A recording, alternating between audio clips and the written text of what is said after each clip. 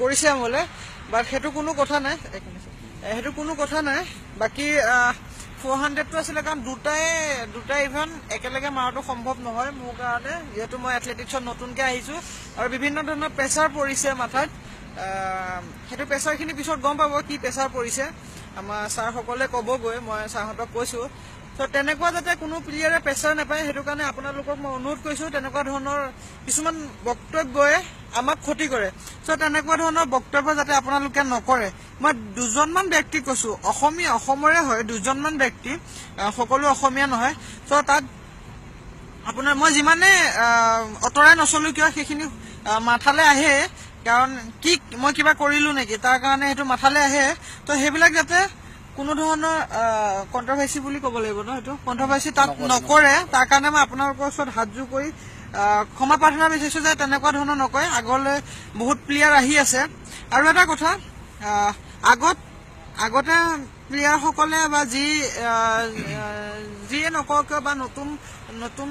সময়ত বা বৰ্তমান সময়ত প্লেয়াৰে যিয়ে নকওক কিয় কাৰণ পৰিস্থিতি বেলেগ হোৱাৰ লগে লগে এটা ষ্টেপ বাই ষ্টেপ আহি থাকে তো তাত কোনো ধৰণৰ কন্ট্ৰভাৰ্সি হ'ব নালাগে মই বিশেষকৈ অসমৰ মানুহক কৈছো অসমৰ দুজনমান ব্যক্তিক কৈছো সেই দুজন খালি কন্ট্ৰভাৰ্সি কৰি আছে যাতে তেনেকুৱা ধৰণৰ নহয় মই বাৰে বাৰে কৈছো তেনেকুৱা ধৰণৰ কোনো নকৰিব আমি আঘাত পাওঁ যাৰ কাৰণে 200টো মোৰ এইটো হ'ল মই অপেনলি কৈছো যে 200টো মোৰ বেয়া হোৱা কাৰণটো সেইটোৱে কাৰণ মই টেনচন লৈ আছিলো আৰু টেনচন যদিও মই নলওঁ কিন্তু এইটো নিজে আহে তো সেনেকুৱা ধৰণৰ কোনো ধৰণৰ নকৰিবলৈ মই বাৰে বাৰে অনুৰোধ কৰিছো নেক্সট ছাৰ ক'ব ঘটনাটো হ'ল কিছুমান কথা থাকে সেইবিলাক কথা পাব্লিক হ'ব নোৱাৰে এইবিলাক পাব্লিকক ক'ব নোৱাৰি কিছুমান প্লেনিং থাকে কিছুমান ষ্ট্ৰেটেজি থাকে সেই ষ্ট্ৰেটেজিবিলাক কৰি পিনে আগুৱাই গৈ থাকে আমাৰ চাব লগা কথাটো হ'ল মেডেল আহি আছে নে নাই হিমাই মেডেল আনিছে নে নাই হিমাই ক'ত ব্যৰ্থ হৈছে ব্যৰ্থতাটোত বেছি নাচাব মেডেল কিমান আহি আছে সেইটোৰ ওপৰত ধ্যান দিয়ক আৰু কিছুমান যিটো ভাইৰেল নিউজ ওলাই জানি হওক বা নাজানি হওক সেইবিলাকৰ ওপৰত ধ্যান দিব নালাগে কথাবিলাক জানি ল'লে ভাল ঠিক আছে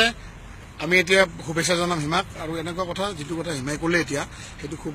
দুখ লগা কথা কাৰণ তাই বহুত দুখ পাইছে সেনেকুৱা কাম যাতে নহয় কাৰণ কিয় সকলোৱে আশীৰ্বাদ কৰক পজিটিভ থিংকিঙত কথাবিলাক কওক যাতে তাই আগুৱাই যায় তাইৰ লগতে আৰু অসমত যিমান প্ৰজন্ম আছে নতুন প্ৰজন্ম তেওঁলোকে যাতে আগুৱাই যায় আৰু এনেকুৱা এটা ষ্টেজ যাতে পায় যাতে হিমাই যিটো দেখুৱালে এছিয়ান গেমছত খুব চমকপ্ৰদ প্ৰদৰ্শন তাইক আমি কি কৰিম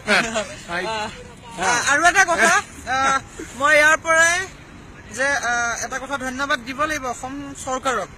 কাৰণ তেওঁলোকে বৰ্তমান চৰকাৰখনে যিটো চিষ্টেম আনিছে কেয়াৰ ক্ষেত্ৰত সেইটো কাৰণে খুব ভাল লাগিছে ছাপোৰ্ট কৰিছো আৰু ভৱিষ্যতে মোৰ নিচিনা হিমা নহয় আৰু বহুত কিবাকিনি ওলাব অসমৰ পৰা আৰু বিভিন্ন প্ৰচেষ্টা লৈ আছে তাৰ কাৰণে thank you so' much good night everybody bye good night